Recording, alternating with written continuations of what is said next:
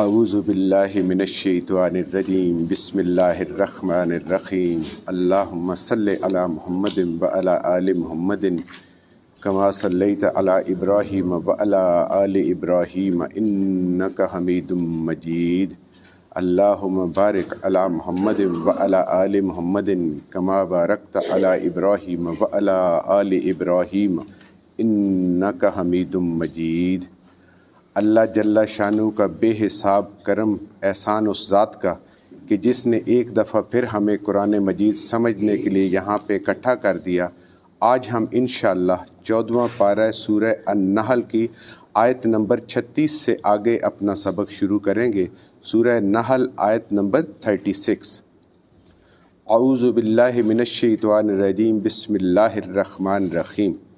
ان تحرص علی ہداہم فإن اللہ لا یہدی من یضل وما لہم من ناصرین۔ ان اگر تحرص حریص ہوں، تحرص حریص کہتے ہیں جو شدید خواہش انسان کے اندر ہوتی ہے اس کو کہتے ہیں حرص، کہ انسان اس کے لیے دن رات ایک کرتا ہے، اتنی محنت کرتا ہے۔ ان تحرص اگر آپ حریص ہوں اللہ پر ہداہم کہ ہدایت ہو ان کی، یعنی اللہ کی ذات نبی کریم صلی اللہ علیہ وآلہ وسلم کی مبارک ذات سے مخاطب ہے، اور اللہ کی ذات فرما رہی ہے اپنے حبیب سے کہ اگر آپ کی شدید خواہش ہے، آپ حریص ہیں اس پر کہ ان کو ہدایت ملے، فإن اللہ تو پس بے شک اللہ لا یہدی نہیں ہدایت کرتا، من یضل جو گمراہ ہوتا ہے، جو خود گمراہ ہوتا ہے، اس قرآن سے دور ہوتا ہے، آپ کی ذات مبارک سے دور ہوتا ہے، آپ کے قریب نہیں آتا، تو وہ گمراہ ہے۔ جو خود گمراہ ہوتا ہے تو اللہ اس کو ہدایت نہیں دیتا۔ وما لہم اور نہیں ہے اس کے لیے، ان کے لیے من ناصرین کوئی مدد کرنے والا۔ اب دیکھیں جو ایمان والے ہیں ان کی مدد تو نبی کریم صلی اللہ علیہ وسلم کریں گے نا، ان کی شفاعت فرمائیں گے قیامت والے دن، اور یہ لوگ جو ہدایت پر نہیں آ رہے ان کی اللہ کی ذات فرما رہی ہے کہ ان کا قیامت والے دن کوئی مددگار نہیں ہوگا۔ اب دیکھیں نبی کریم صلی اللہ علیہ وآلہ وسلم کی طبیعت بہت ہی شفیق تھی، کسی بھی انسان کی جو تصور آ سکتا ہے اس سے زیادہ شفیق تھی، اور انبیاء کو انجام کا پتہ ہوتا ہے۔ ہم تو انجام سے بے خبر ہے نا، ہم تو یہ کہتے ہیں بس دنیا میں عزت دولت عہدہ جو ہے وہ بڑھائیں، ہماری سوچ اس تک جاتی ہے، لیکن جو نبی ہوتا ہے اس کو انسان کے انجام کا پتہ ہوتا ہے کہ یہ جو بے ہدایت انسان ہے، جو ہدایت کے قریب نہیں آ رہا، اس کا انجام کیا ہوگا، یہ ہمیشہ ہمیشہ کے لیے جہنم میں جائے گا۔ تو جب ان کو انجام کا پتہ ہوتا ہے تو پھر اور زیادہ تکلیف ہوتی ہے کہ یہ انسان کامیابی کی طرف نہیں جاتے۔ تو اس لیے دیکھیں نبی کریم صلی اللہ علیہ وسلم کتنی ان کے اندر یہ شدید خواہش تھی کہ آپ اپنی دعوت اور تبلیغ کے کام میں نہ دن دیکھتے، نہ رات دیکھتے، نہ دشمن دیکھتے، نہ دوست دیکھتے، ہر کسی کے پاس ہر وقت جاتے، دن رات۔ آپ دیکھیں نبی کریم صلی اللہ علیہ وآلہ وسلم کی زندگی میں تو پورے کا پورا دعوت اور تبلیغ کا کام تھا۔ پھر وہ رشتہ دار بھی تھے، ان کے ساتھ 40 سال گزارے ہوئے تھے، یہ ایک محبت بھی انسان کی فطری ہوتی ہے۔ تو اس لیے نبی کریم صلی اللہ علیہ وسلم جو ہے بہت تحریص تھے، بہت حرص تھی، لیکن اللہ کی ذات کہتی ہے کہ جو آپ کے قریب نہیں آتا، جو میرے حکموں کو نہیں دیکھنا چاہتا، وہ تو گمراہ ہو گیا، اور اس کی نہ یہاں پہ کوئی مدد کرے گا اور نہ آخرت میں اس کا کوئی مددگار ہوگا۔ وَأَقْسَمُوا اور قسمیں کھائیں انہوں نے، باللہ اللہ کی، جہد ایمانہم جہدہ سخت قسم کی، بہت پکی، ایمانہم قسمیں، یعنی یہ جو کفار ہیں انہوں نے قسمیں کھا کھا کے اور بہت پکی قسمیں کھا کے یہ کہا، کیا کہا، لا یبعث اللہ نہیں زندہ کرے گا اللہ، نہیں اٹھائے گا اللہ، میں یموت جو مر گیا، جو مر گیا وہ اٹھنے والا نہیں ہے، اللہ اس کو زندہ نہیں کرے گا، یا نعوذ باللہ ہو سکتا ہے ان کی سوچو کہ اللہ زندہ نہیں کر سکتا۔ بلا ہاں، وعدن وعدہ ہے، علیہ اس ذات کے ذمے، اللہ کہہ رہے ہیں کہ یہ وعدہ اس ذات کے ذمے، اللہ کے ذمے ہے، حقاً سچا، یعنی یہ جو دوبارہ جی اٹھنا ہے اس کا وعدہ اللہ کی ذات کر رہی ہے کہ انسان مرے گا، مرنے کے بعد پھر دوبارہ جی اٹھے گا اور اس کا حساب کتاب ہوگا۔ تو اللہ کی ذات فرما رہی ہے ہاں یہ کہہ تو رہے ہیں کہ جو مر گیا ختم ہو گیا، اور بڑی قسمیں کھا کے یقین دلا رہے ہیں ایک دوسرے کو کہ نہیں ہونا، لیکن اللہ کی ذات فرما رہی ہے کہ یہ وعدہ میرے ذمے ہے، اور اللہ کے ذمے جو بات ہو وہ حقاً سچی ہے۔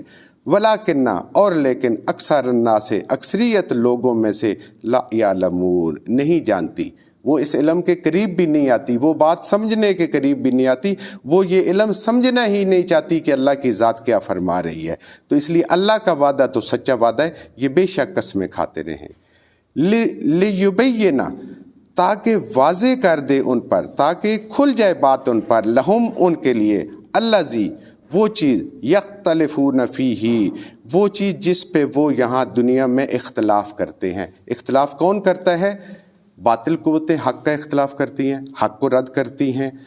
وہ اللہ تعالیٰ کی ذات فرما رہی ہے کہ اس دن، قیامت والے دن، یہ ساری چیزیں جس میں وہ اختلاف کرتے ہیں۔ اب وہ دیکھیں اختلاف کرتے تھے کہ قرآن پاک جو ہے نبی کریم صلی اللہ علیہ وسلم نعوذ باللہ خود اپنی ذات سے بنا لیتے ہیں، گھاڑ لیتے ہیں، ٹھیک، اور بہت ساری چیزوں میں اختلاف کرتے تھے، آپ کی نبوت رسالت کا انکار کرتے تھے، اختلاف کرتے تھے، اور اسی طرح اور بہت ساری چیزیں ہیں جس میں اللہ کی ذات کہتی ہے کہ میں ان کو واضح کروں گا، اس لیے کہ جس میں وہ اختلاف کریں۔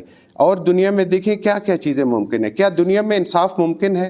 کبھی آپ غور فرمائیں، بالکل ممکن نہیں ہے۔ دیکھیں ایک بوڑھا آدمی ہے، وہ اس نے ایک جوان آدمی کو قتل کر دیا، اب اس کی جوان بیوی ہے، بچے ہیں چھوٹے چھوٹے، کیا ہوگا ان کا؟ ایک پورا ایک سلسلہ ہے دنیا میں، تو پتہ نہیں ہوتا۔ تو اس بوڑھے بندے کو کیا کرے گی دنیا؟ پھانسی لگا دے گی، ختم، اس سے زیادہ تو کچھ بھی نہیں کر سکتی۔ لیکن اللہ کی ذات وہ انصاف کرے گی کہ جو وہ اس طرح کا غلط کام کرتا ہے اور اس کے اثرات اس کے آگے نسل تک اس نے اپنے بچوں کی تربیت کرنی تھی، ہو سکتا ہے کس مقام تک پہنچانا تھا، کیا ہونا تھا، اور وہ ایک وقت ایسا آتا ہے، اللہ کی ذات دینے والی ہے، لیکن بعض دفعہ انسان 2 وقت کی روٹی کو ترس جاتا ہے۔ تو کیا دنیا میں کوئی انصاف کر سکتا ہے؟ نہیں کر سکتا۔ یہ بم دھماکے ہوتے ہیں، ایک بندہ مرتا ہے اور اس کے ساتھ 70 بندے مر جاتے ہیں، 100 مر جاتے ہیں، 50 مر جاتے ہیں، تو وہ بھی مر تو گیا، لیکن اگر نہ بھی مرتا تو اس کو ایک پھانسی دے کے ختم کر دیتے۔ عدالت کہتے ہیں 100 دفعہ پھانسی دی، 10 دفعہ پھانسی دی، بندہ تو ایک دفعہ مر گیا۔ تو یہ ساری کی ساری چیزیں جو کفار اور ایمان والوں کی ہیں، یہ اللہ کی ذات جو ہے قیامت والے دن ان کے سامنے کھول کھول کے بیان کرے گی اور ان کو واضح کرے گی۔ اللہ نے جو وعدے کیے ہوئے ہیں ایمان والوں کے ساتھ، جو ایمان والوں کی اس دن شان ہوگی، جو عزت ہوگی، وہ کافر دیکھیں گے اس وقت کہ اللہ نے یہ قرآن میں وعدہ کیا تھا، اللہ نے اپنے انبیاء کے ذریعے سے یہ وعدے کیے تھے ایمان والوں کے ساتھ۔ تو آج اللہ کی ذات ایک ایک وعدے کو اپنی شان کے مطابق پوری کر رہی ہے۔ تو یہ ساری چیزیں لیبین تاکہ واضح ہو جائیں، لہم ان کے لیے، الذی یختلفون جس میں وہ اختلاف کرتے تھے کہ سچ کیا ہے، جھوٹ کی ہے، فیہ اس میں، وَلِيَعْلَمَ الَّذِينَ كَفَرُوا اور جان لیں گے اس دن یہ کافر لوگ، انہم یہ کہ کانوا کاذبین کہ وہ جھوٹے تھے، وہ جو دنیا میں باتیں کر رہے تھے وہ سب کے سب جھوٹے تھے، یہ کافر تھے۔ اب یہ دیکھیں کفرو کا لفظ جو ہے یہ ہم اپنی اردو میں تو کہہ دیتے ہیں نا جی، اب ہندو ہیں ہم ان کو کافر کہتے ہیں، جو اللہ کو نہیں مانتا، جو نماز نہیں پڑھتا وہ کافر ہے۔ کفرو عربی میں لفظ ہے، اس کا مطلب ہوتا ہے انکار کرنے والا۔ اگر آپ تھوڑا سا غور کریں، ذرا بات مشکل سی ہے۔ نبی کریم صلی اللہ علیہ وسلم کی حدیث مبارکہ آپ سب کو پتہ ہے کہ جس نے جان بوجھ کے ایک نماز چھوڑی اس نے کیا کیا؟ کفر کیا ہے نا۔ بخاری شریف میں بھی، مسلم شریف میں بھی، صحیح ترمذی، جتنے بھی آپ کتابیں اٹھائیں گے حدیث مبارکہ کی ملے گی۔ اب یہ کافر نے تو نماز نہیں پڑھنی، ہندو نے تو نہیں نماز پڑھنی، نماز تو ایمان والے نے پڑھنی۔ تو کافر وہ ہوتا ہے کہ جو اللہ کے حکموں کو انکار کرتا ہے، خواب اس نے کلمہ پڑھا ہوا ہے، دنیا میں وہ مسلمان ہے، لیکن اللہ کی ذات چونکہ یہ آخرت کی بات ہو رہی ہے، وہاں پہ جا کے جو مانتے ہوئے بھی عملی طور پہ کفر کرتا ہے۔ اب نماز تو ہمارے لیے حکم ہے نا جنہوں نے کلمہ پڑھا ہوا ہے، تو نبی کریم صلی اللہ علیہ وسلم کے حدیث مبارک ہے کہ جس نے جان بوجھ کے ایک نماز چھوڑی اس نے کفر کیا، جس نے جان بوجھ کے ایک نماز چھوڑی اس نے شرک کیا۔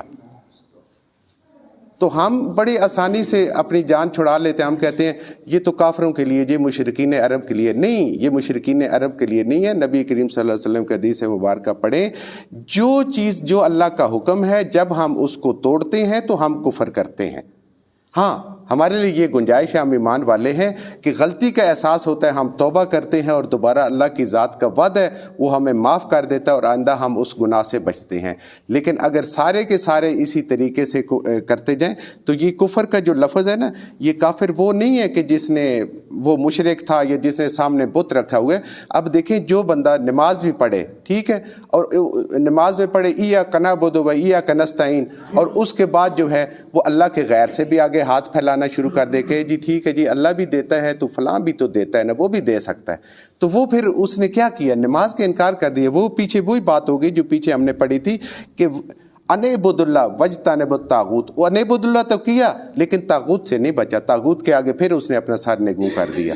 بجائے اللہ سے مدد مانگنے سے وہ لوگوں کے نام لے کے، مخلوق کے نام لے لے کے ان سے اگر مدد مانگ رہا ہے تو پھر اسے طاغوت کا انکار تو نہیں کیا نا. تو یہ ہے اللہ کی ذات بتا رہی ہے کہ قیامت والے دن یہ ساری چیزیں واضح کرے گا کہ دنیا میں تکلیف اٹھانے والا، حق پہ چلنے والا، اس کی کیا شان ہوگی. اور یہ کافروں کے جو جھوٹا ہوگا، جو جتنی باتیں کر رہے ہیں، یہ اللہ ان کے سامنے بیان فرمائے گا.